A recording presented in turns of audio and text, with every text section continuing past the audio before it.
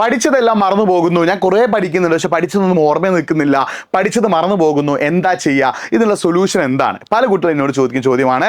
അത് ക്ലിയർ ചെയ്യാനാണ് വന്നിട്ടുള്ളത്. Welcome to Nafi the educator, it's me and Nafi. ഇത്തരത്തിലുള്ള സിൽ ടിപ്സിനും കാര്യങ്ങൾക്കൊക്കെ ആയിട്ട് നമ്മുടെ ചാനൽ ഒന്ന് സബ്സ്ക്രൈബ് ചെയ്ത് വെച്ചോ. മക്കളെ, നിങ്ങൾ ശ്രദ്ധിക്കേണ്ട കാര്യം, പഠിച്ചത് മറന്നു പോകാതിരിക്കാൻ നിങ്ങൾ ചെയ്യേണ്ട ഏറ്റവും പ്രധാനപ്പെട്ട പരിപാടിയാണെന്ത്? Active recall. നിങ്ങൾ ഏത് ക്ലാസ്സിലാണ് പഠിക്കുന്നത്, നിങ്ങൾക്ക് പഠിച്ചത് ഓർമ്മയിൽ നിൽക്കുന്നുണ്ടോ എന്നുള്ള കാര്യം കൂടി നിങ്ങൾ എന്ത് ചെയ്യുക, കമൻറ്റ് ബോക്സ് ടൈപ്പ് ചെയ്യുക. അപ്പോൾ എന്താണ് ഈ ആക്റ്റീവ് റീകോൾ എന്ന് പറഞ്ഞാൽ?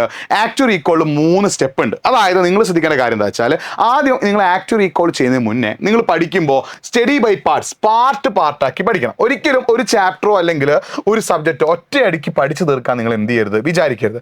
നിങ്ങളിപ്പോൾ ഒരു 3 മണിക്കൂറാണ് പഠിക്കാനിരിക്കുന്നതെങ്കിൽ ആ 3 മണിക്കൂറിനെ ഒരു ഹവറിൻ്റെ 3 സെഗ്മെൻ്റ് ആക്കി മാറ്റുക. ആ ഓരോ ഹവറിലും നിങ്ങൾ പഠിക്കുമ്പോൾ ഒരു സബ്ജക്റ്റ് പഠിച്ചു കഴിഞ്ഞാൽ അടുത്ത മണിക്കൂർ എന്ത് ചെയ്യണം, വേറെ സബ്ജക്റ്റ് ആണോ പഠിക്കേണ്ടത്, അതിനടുത്ത മണിക്കൂർ വേറെ സബ്ജക്റ്റ് ആണോ. പിന്നെ നിങ്ങൾ ശ്രദ്ധിക്കേണ്ട മറ്റൊരു പ്രധാനപ്പെട്ട കാര്യം, ഒരു വിഷയം തന്നെ ഒരു ദിവസം പഠിക്കരുത്. ഒരു ചാപ്റ്റർ ഒറ്റ ദിവസം കൊണ്ട് പഠിച്ചു തീർക്കാമെന്ന് വിചാരിക്കരുത്. നിങ്ങൾ എന്ത് ചെയ്യണം, പഠിക്കുമ്പോൾ പാർട്ടാക്കിയിട്ട് കഷ്ടമാക്കി മുറിച്ച് വേണം നിങ്ങൾ എന്ത് ചെയ്യാൻ, പഠിക്കാൻ. അതാണ് നിങ്ങൾ ആദ്യം ചെയ്യുന്നത്. ഒരിക്കലും ഒറ്റ സ്ട്രെച്ചിൽ ഇരുന്ന് അങ്ങോട്ട് ഫുള്ള് പഠിച്ചു തീർക്കാമെന്ന് വിചാരിക്കരുത്. 1 മണിക്കൂർ പഠിക്കുന്നു, 5 മിനിറ്റ് ബ്രേക്ക് എടുക്കുന്നു. അപ്പോൾ ആ 1 മണിക്കൂർ ഒരു ടോപ്പിക്ക് പഠിച്ച ശേഷം അടുത്തൊരു മണിക്കൂർ വേറെ വിഷയത്തിൽ ടോപ്പിക്ക് പഠിക്കാം, എന്നിട്ട് അടുത്തൊരു മണിക്കൂർ വേറെ വിഷയത്തിൽ ടോപ്പിക്ക് പഠിക്കാം. എന്താണ് ഈ ആക്റ്റീവ് റീകോൾ എന്ന് പറഞ്ഞാൽ? നിങ്ങളിപ്പോൾ തിങ്കളാഴ്ച ഒരു ടോപ്പിക്ക് പഠിച്ചു എന്ന് വിചാരിക്കുക. നിങ്ങളിപ്പോൾ തിങ്കളാഴ്ച എന്ത് ചെയ്തു, ഒരു ടോപ്പിക്ക് പഠിച്ചു. ആ തിങ്കളാഴ്ച പഠിച്ച ടോപ്പിക്ക് പിന്നെ നിങ്ങൾ എക്സാമിൻ്റെ തലേന്നാണ് നോക്കുന്നതെങ്കിൽ ഡെഫിനറ്റ് ആയിട്ട് നിങ്ങളത് മറന്നു പോയിട്ടുണ്ടാവും. അത് നിങ്ങൾ വീണ്ടും ഓർത്തെടുക്കണം. എന്ത് ചെയ്യണം, ഒരു മൺഡേ പഠിച്ച ടോപ്പിക്കിനെ നിങ്ങൾ എന്ത് ചെയ്യണം, 1 വീക്ക് കഴിഞ്ഞാൽ എന്ത് ചെയ്യണം, ഒന്ന് റിവൈസ് ചെയ്യണം.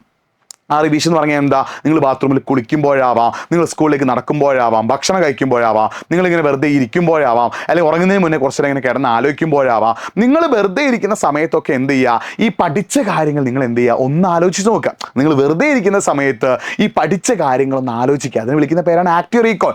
ഈ ആലോചിക്കുമ്പോൾ നിങ്ങൾ നിങ്ങളുടെ തലയിൽ നിന്ന് എടുത്ത് വേണം എന്ത് ചെയ്യാൻ, ആലോചിക്കാൻ. ടെക്സ്റ്റോ നോട്ടോ കയ്യിൽ വെക്കരുത്. ഇപ്പോൾ നിങ്ങൾ കുളിക്കുമ്പോൾ നിങ്ങൾ ആലോചിക്കുക, ഞാൻ ആ പ്രോബ്ലം അങ്ങനെയായിരുന്നല്ലോ, അതിനുള്ള ഇക്വേഷൻ ഇങ്ങനെ ആയിരുന്നല്ലോ. നിങ്ങൾ ഉറങ്ങാൻ കിടക്കാൻ മുന്നേ ബെഡിൽ ഇങ്ങനെ ഇരിക്കുമ്പോൾ ആലോചിക്കുക, അതങ്ങനെയായിരുന്നല്ലോ, ഇതിങ്ങനെയായിരുന്നല്ലോ. അങ്ങനെ ആലോചിച്ച് എന്ത് ചെയ്യുക, ടെക്സ്റ്റ് ഇല്ലാതെ റീകോൾ ചെയ്യുക. അപ്പോൾ ചില പോയിന്റ്സ് കിട്ടും, ചില പോയിന്റ്സ് കിട്ടില്ല. അങ്ങനെ റീകോൾ ചെയ്തതിന് ശേഷം അന്ന് നിങ്ങൾ എന്ത് ചെയ്യുന്നു, ടെക്സ്റ്റ് ബുക്ക് എടുത്തിട്ട് നിങ്ങൾക്ക് ഏതൊക്കെ പോയിന്റാണ് മിസ്സായത്, ആ മിസ്സായ പോയിന്റ് എന്ത് ചെയ്യുക, ഒന്നുകൂടി പഠിക്കുക. അപ്പോൾ നിങ്ങൾ ടെക്സ്റ്റ് നോക്കിയിട്ട് നോട്ട് നോക്കിയിട്ട് പഠിക്കുന്ന കാര്യങ്ങൾ 1 വീക്ക് കഴിഞ്ഞതിന് ശേഷം ടെക്സ്റ്റോ നോട്ടോ ഇല്ലാതെ നിങ്ങൾ എന്ത് ചെയ്യുന്നു, റീകോൾ ചെയ്യുന്നു. റീകോൾ ചെയ്യുമ്പോൾ ചില പോയിന്റ് നിങ്ങൾക്ക് ഓർത്തെടുക്കാൻ പറ്റുന്നില്ല. ഓർത്തെടുക്കാൻ പറ്റാത്ത പോയിന്റ് നിങ്ങൾ എന്ത് ചെയ്യുന്നു, ടെക്സ്റ്റ് നോക്കിയിട്ട് കണ്ടെത്തുന്നു.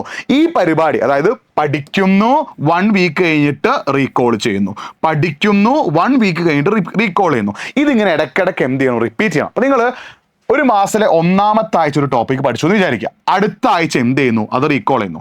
പിന്നെ ഒരു 20 ദിവസം കഴിഞ്ഞാൽ വീണ്ടും എന്ത് ചെയ്യുക, അത് റിപ്പീറ്റ് ചെയ്യുക. അതായത് പഠിക്കുന്നു, റീകോൾ ചെയ്യുന്നു, റിപ്പീറ്റ് ചെയ്യുന്നു, പഠിക്കുന്നു, റീകോൾ ചെയ്യുന്നു, റിപ്പീറ്റ് ചെയ്യുന്നു, പഠിക്കുന്നു, റീകോൾ ചെയ്യുന്നു, റിപ്പീറ്റ് ചെയ്യുന്നു, പഠിക്കുന്നു, റീകോൾ ചെയ്യുന്നു, റിപ്പീറ്റ് ചെയ്യുന്നു. ഈ രീതിയിൽ പഠിച്ചാൽ നിങ്ങൾക്ക് എന്ത് ചെയ്യാൻ പറ്റും, നല്ലൊരു മാർക്ക് നേടാൻ പറ്റുന്നത് മാത്രമല്ല പഠിച്ചതൊക്കെ ഓർമ്മയുണ്ടാവും. അപ്പോൾ നിങ്ങൾ ടെക്സ്റ്റോ നോട്ടോ നോക്കിയിട്ട് നന്നായി പഠിക്കുന്ന കാര്യങ്ങൾ നിങ്ങൾ എന്ത് ചെയ്യുക, ഒരാഴ്ച കഴിഞ്ഞ ശേഷം നിങ്ങളൊരു മൺഡേ പഠിച്ചിട്ടുണ്ടെങ്കിൽ അടുത്ത മൺഡേ നിങ്ങൾ എന്താ, റീകോളിംഗ് ടൈമാണ്. സ്കൂളിലേക്ക് നടക്കുമ്പോൾ, ഇരിക്കുമ്പോൾ, കിടക്കാൻ പോകുമ്പോൾ ഒക്കെ എന്ത് ചെയ്യുക, റീകോൾ ചെയ്യുക. ചില പോയിന്റ് നിങ്ങൾക്ക് ഓർത്തെടുക്കാൻ സാധിക്കാത്ത പോയിന്റ് പിന്നെ ടെക്സ്റ്റ് നോക്കിയിട്ട് എന്ത് ചെയ്യുക, നോട്ട് നോക്കിയിട്ട് അത് പഠിക്കുക. എന്നിട്ട് ഈ പഠനവും റീകോൾ നിങ്ങൾ എന്ത് ചെയ്യുക, റിപ്പീറ്റ് ചെയ്തുകൊണ്ടേയിരിക്കുക. ഇതാണ് നിങ്ങൾ ആദ്യം ചെയ്യേണ്ടത്.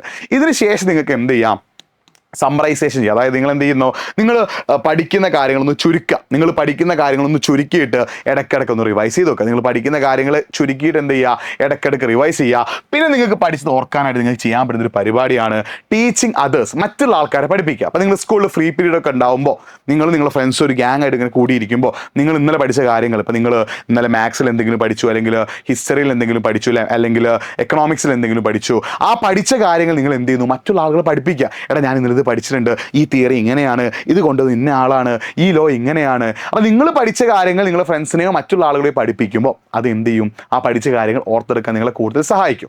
പിന്നെ എന്ത് ചെയ്യുക, നിങ്ങൾ പഠിച്ച ടോപ്പിക്കിൽ നിന്നുള്ള പരമാവധി ക്വസ്റ്റ്യൻസ് ചെയ്ത് നോക്കുക. ജസ്റ്റ് വായിച്ച ആൻസർ പറയാതെ നിങ്ങൾ പഠിച്ച ടോപ്പിക്കിൽ നിന്നുള്ള പരമാവധി ക്വസ്റ്റ്യൻസ് എന്ത് ചെയ്യുക, എഴുതി പഠിക്കുക. അല്ലെ, ഇപ്പം നിങ്ങളൊരു മാത്സിൽ ഒരു പ്രോബ്ലം ചെയ്യാൻ അത് എഴുതി പഠിക്കുക, സോഷ്യൽ ഒരു ചോദ്യം ഉത്തരം എഴുതാൻ അത് എഴുതി നോക്കുക. നിങ്ങൾ പഠിച്ച ടോപ്പിക്കിൽ നിന്നുള്ള ചോദ്യങ്ങൾ പരമാവധി നിങ്ങൾ എന്ത് ചെയ്യുക, എഴുതി നോക്കുക.